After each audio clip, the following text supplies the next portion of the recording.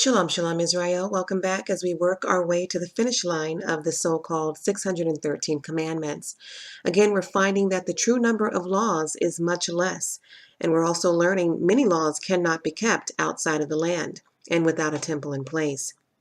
We're seeing what laws there are that can be kept and how many of them are common sense laws and that they are indeed possible to keep and, most important, should not be thrown away because of mercy and grace entering into the covenant. The standards of the Most High still stand, and we should, with our greatest effort, attempt to keep them in obedience. In this video, we're focusing on the laws of impurity. Purity is important because when we talk about the righteousness of the Most High and His kingdom, we are to be a representation of Him in order to match that. When the Bible says, be made whole or perfect in His sight, it's talking about purity. So let's see some of the things that separate us from purity. Just a warning, we will be talking about some things that most men tend to be a little disgusted by, such as a woman's menstruation cycle. But we'll also be talking about men's bodily fluid issues as well. So let's get started. Law number 443, to carry out the laws of impurity of the dead. Based on Numbers 9:14, this is the law when a man dies in a tent. All that come into the tent and all that is in the tent shall be unclean 7 days. So once they determined one did come into contact with the dead and was impure, they were to carry out law number 444, the procedure of the red heifer, which was the sacrificial part that involved the priest and the temple. We see in Numbers 19, verse 2 through 5, they were to bring a red heifer without blemish that's never been used to do work, take it to the priest to be slain before him, and the priest was to take its blood and sprinkle it before the tabernacle 7 times, and the heifer was to be burned. Its ashes, along with the ashes of a cedar wood, hyssop, and wool or yarn, dyed red, were used for the ritual purification of an Israelite who came into contact with the dead. Those ashes were added to a vessel of pure water, and that water is sprinkled upon the impure person. We see this in law number 445 to carry out the laws of sprinkling water.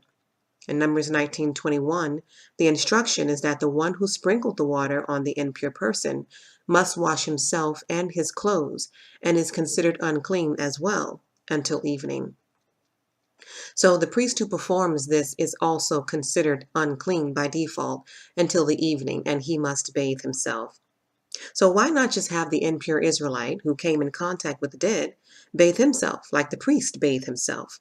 Why burn a red cow to mix its ashes with pure water and then sprinkle it? We live in a microwave society today where everything is quick and easy and on to the next thing in life. But we come from a society where there were many customs and traditions ordained by the law, and each step meant something different. It was symbolic. The flawlessness of the heifer, the purity of the water, and the pure water mixed with the ashes. The water must be spring water, not rainwater. Very particular requirements. So that was impurity caused by being in contact with the dead. Now looking at impurity caused by what's called zera'at, which is conditions of disfiguration of the skin or the hair on the body or even one's clothing, and in some cases, the house they live in. There are 3 afflictions in this category, zera'at: the skin or the hair, the garment, and the house. If any affliction be found in the person or in their home or on their garment, they or it will be considered impure for 7 days, and if still unclean, another 7 days, and so on, until they are considered clean by the priest. While unclean, Leviticus 13 verse 46 says, he shall dwell alone, without the camp shall his habitation be. So again, the priest is determining this, and the impure are to be separated from his Israelite brethren. If it's his garment that is unclean, the same thing. 7 days it's given. If the priest sees that after 7 days the mold or the mildew is spread, it is to be burned. And it's safe to assume we're talking about a growth here because dirt doesn't grow or spread over time. And purity on a garment and in homes is determined by growth. So it's safe to say we're talking about either mold or some type of residue that grows over time. If it's the house that is impure, everything in the house is removed prior to the priest coming to examine the house. If he confirms the greenish or reddish substance in the walls, it is condemned for 7 days. If the condition is the same after 7 days, the stones affected are removed and replaced with new stone. So if you're in construction, you know that this is the common sense process when you do find mold in a home, to cut it out from the home. The affected stone is removed to an unclean place outside of the city. There are further interpretations of this law. For example, townhouses built where 2 homes share a wall, and that wall is infected. Both houses are considered impure. So if the priest returns after 7 days and finds the house clean, he pronounces the house pure and no longer affected. Then he cleanses the house. So in cleansing the home, today, when we see a cleansing of a house, it's usually done by walking through the house in prayer or burning sage and walking through the house. But Leviticus 14:49 through 52 gives us insight on how the priest cleansed a house in the biblical days. It says, "And he shall take to cleanse the house 2 birds, and cedar wood, and scarlet, and hyssop. And he shall kill one of the birds in an earthen vessel over running water. And he shall take the cedar wood, and the hyssop, and the scarlet, and the living bird, and dip them in the blood of the slain bird, and in the running water, and sprinkle the house 7 times. And he shall cleanse the house with the blood of the bird, and with the running water, and with the living bird, and with the cedar wood, and with the hyssop, and with the scarlet. But he shall let go of the living bird out of the city into the open fields, and make an atonement for the house, and it shall be clean."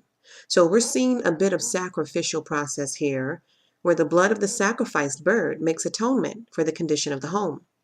And when we see in the passage, "he shall make an atonement for the house," it's impossible for a house to commit a sin. It's a house. And Judaism implies that the house has become a manifestation of the spiritual condition of the person living in it, and therefore it needs to be cleansed. That being said, I've seen evil people with the cleanest houses and suits and dresses.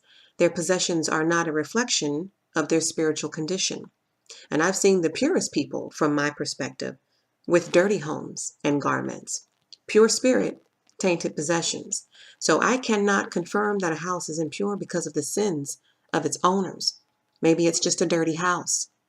Nonetheless, we get the gist of these laws. When a garment or home is found to be impure, it needs to be cleansed, whether that means washing or burning to get rid of, or remodeling or rebuilding. It needs to be cleansed. And of course, in today's context, there's no priest to come through with 2 birds to cleanse the house with the blood. There's no priest to declare pure and impure. And because we're scattered, there's no place to send an impure Israelite that he or she may dwell alone, away from the camp. We're living among many nations, some of us in houses we own, but many of us renting houses that are in conditions we can't control. So outside of the land and outside of a priest, we can't keep these laws, but we can see their importance. When we look at the common sense of this, of course, when a house grows mold, it needs to be fixed. Same with the garment. And looking at the skin category of zera'at in today's world, the word for leprosy in the medical sense is Hansen's disease, and it needs to be treated. So these laws are not that far-fetched to understand, but in the biblical days, we're talking about a sanctified nation within its walls, trying to be pure and untainted in every sense of the word. We need to understand how they remained a pure people. This is how, with priests delegating impurity and monitoring impurity and separating that which was impure from us. This was one of the obligations of the priests. And because the priests had these responsibilities, we see why the next few laws were given. It was against the law for an impure person to hide his or her impurity. They were commanded not to remove the signs of it or shave the signs of it. We see all through Leviticus 13 that the priest shall look, and if the priest see, over and over again. So your signs of impurity must be visible and not hidden. Law number 447, the Metzora must not remove his signs of impurity, based on Deuteronomy 24, verse 8. The Metzora is the one who's impure. Law number 448, the Metzora must not shave signs of impurity in his hair. Law number 449, the Metzora must publicize his condition by tearing his garment, allowing his hair to grow, and covering his lips. Leviticus 13, verse 45. Law 450, to carry out the prescribed rules for purifying the Metzorah. Leviticus 14:2. Law 451, the Metzorah must shave off all of his hair prior to purification. Leviticus 14:9. Law 452, to carry out the laws of Zera'at of clothing. Leviticus 13:47. Law 453, to carry out the laws of Zera'at of houses. Leviticus 13:34. And when we look at Leviticus 13, verse 33 through 36, we see why these laws can no longer be kept. It reads, "Then the priest shall command that they empty the house before the priests go in to see the plague." So the priest had to be present to determine all of this according to the law and in the land. So that's impurity of the body, of the garment, and of the home. Let's look at other impurities. Law number 454, to observe the laws of menstrual impurity, found in Leviticus 15, verse 19. And the laws are actually found in verse 19 through 30. To sum up the passage, a woman with an issue of blood, be that menstrual or excessive bleeding due to some other medical issue, she is considered unclean, and anyone who touches her is unclean until the evening of the day they touch her. Understand, there are things that are not sinful which make us unclean. The menstrual cycle is one of them. It says in Leviticus 15, verse 20, everything a woman sits on or lies on, if she be on her cycle or has an issue of blood, she makes unclean. The law says whatever we sit on becomes unclean. So for me, this means you might want to buy one of those big plush pillows and sit on the floor. You don't have to announce that it's that time of the month. Just make provisions for yourself. That's what I would do in keeping this law, because I love big plush pillows. But if a pillow is too low to the floor, you can sit in a fold-out chair or any other movable type seat. The key is anything unclean must be washed. It says whoever touches the bed she lies in is also considered unclean until the evening, so they have to bathe and wash their clothes. Now, scripturally speaking, verse 25 says this 7-day period is considered a time of separation. Verse 26 implies there is a separate bed she should sleep in, considered her bed of separation. So it sounds like there is a separate place the woman should sleep during this time. And I know that sounds inconvenient, but that's what the law says. And if there's a separate bed, there should be a separate chair to sit on as well, instead of the couch you would normally sit on. So if your wife is on her period, most husbands still lie with her in bed in today's world. But according to the law, that bed is unclean. Your clothes are unclean, and you are considered unclean until that evening, and you must bathe. I can imagine most husbands don't have a problem being considered unclean because they intend to wash their clothes after the day and take a shower anyway. Besides, she's considered unclean for a week, and she has no choice in the matter, so most husbands just know and understand that while she's unclean for that week, you too will be unclean if you're lying with her. And I'm talking about just lying next to her in bed. If you're having sexual relations with her, verse 24 says, you're not just unclean until the evening, you're unclean for 7 days. So if her discharge touches you, her flowers, the Bible calls it, I don't know why it calls it that, but if her flowers touch you, you are unclean for 7 days. Okay, so the command is not to touch your wife or lay with her during her issue. The command is informing you that if you do so, you will be considered unclean until the evening. So the two of you will be unclean together, basically. So the command is, if you become unclean, to wash the clothing and to bathe yourself. Verse 28 says, once her time of the month ends, she still must wait 7 days to be considered ceremonially clean. So there's a difference between clean and ceremonially clean. She's clean once her issue passes, but not ceremonially clean enough to participate in ceremonies until another 7 days passes. So 7 days unclean while it's on, and 7 more days ceremonially unclean only. Your husband can touch you after 7 days, but if we were back in the land with the temple in place, you're not clean enough to be near it for yet and still another 7 days. Can this law be kept? Absolutely.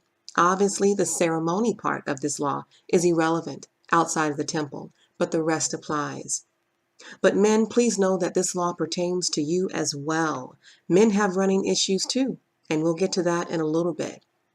So aside from the ceremonial uncleanliness that's irrelevant outside of the temple, the other part of this law that we cannot keep today is after the woman becomes clean. Verse 29 says she was to take 2 doves or 2 young pigeons and bring them to the priest, who then sacrificed one for a sin offering and the other for a burnt offering. He was making atonement for her for the uncleanness of her discharge. We see atonement being done for sin a lot, but this time, atonement is about oneness. No sin committed, just bringing us back to oneness with the Most High's expectation of purity. Now, looking at other natural occurrences that yet and still are considered impure, childbirth. Law number 455, observe the laws of impurity caused by childbirth. Leviticus 12, verse 2. Again, not caused by sin, but an impurity nonetheless. Leviticus 12:2 says, speak unto the children of Israel, saying, if a woman have conceived seed and born a male child, then she shall be unclean 7 days. According to the days of the separation for her infirmity shall she be unclean. Verse 4 says, after her boy child is circumcised on the 8th day, she must then wait 33 days to be clean from her bleeding. She must not touch anything sacred or go to the sanctuary until the days of her purification are over. So what if she gives birth to a baby girl? Verse 5 says she will be unclean for 2 weeks, and then she must wait 66 days to be purified from her bleeding. So 8 days, then 33 more days waiting after the circumcision of a male baby, and 2 weeks, then 66 more days waiting after the birth of a girl baby. And again, she is to take 2 doves or 2 young pigeons, one for a burnt offering and the other for a sin offering, to the priest for him to make atonement for her impurity. And this is the portion of the law that can no longer be kept today. But we can still observe the timeline of impurity after childbirth. So remember I said it could be her menstrual period or some other health issue. So this law is covering other running issues outside of the period. And for men, Law 457, observe the laws of impurity caused by a man's running issue. Yes, men have running issues too. That can cause them to be separated. Leviticus 15, verse 2 through 3. When any man has an unusual bodily discharge, such a discharge is unclean. Whether it continues flowing from his body or is blocked, it will make him unclean. This is how his discharge will bring about uncleanness. It goes on to say his bed where he lies is unclean, and anywhere he sits is unclean. Anyone who touches his bed must wash their clothes and bathe with water, and they will be unclean until the evening. Whoever sits on anything that the man with a discharge sat on must wash their clothes and bathe with water, and they will be unclean until the evening.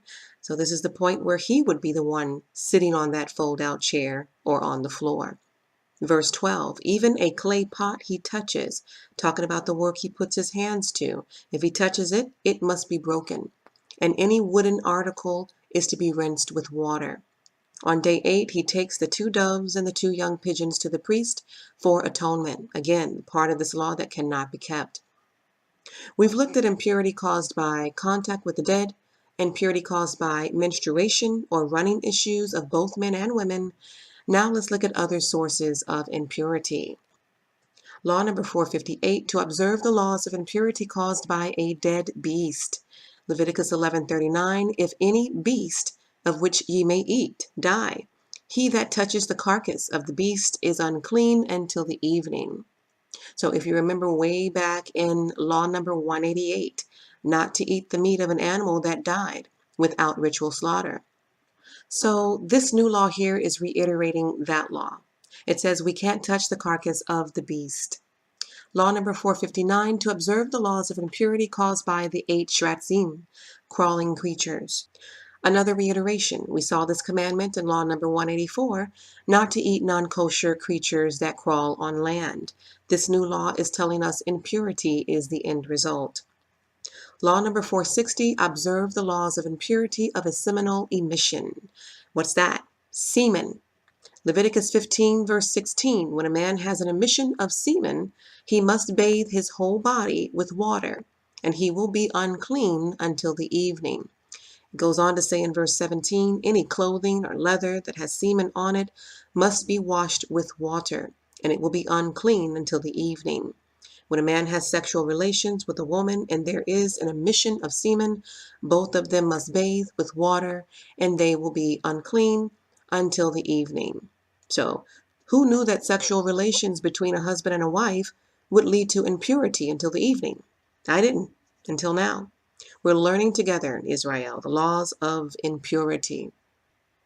Our final two laws are on the impurity of food. Law number 461, to observe the laws of impurity concerning liquid and solid foods.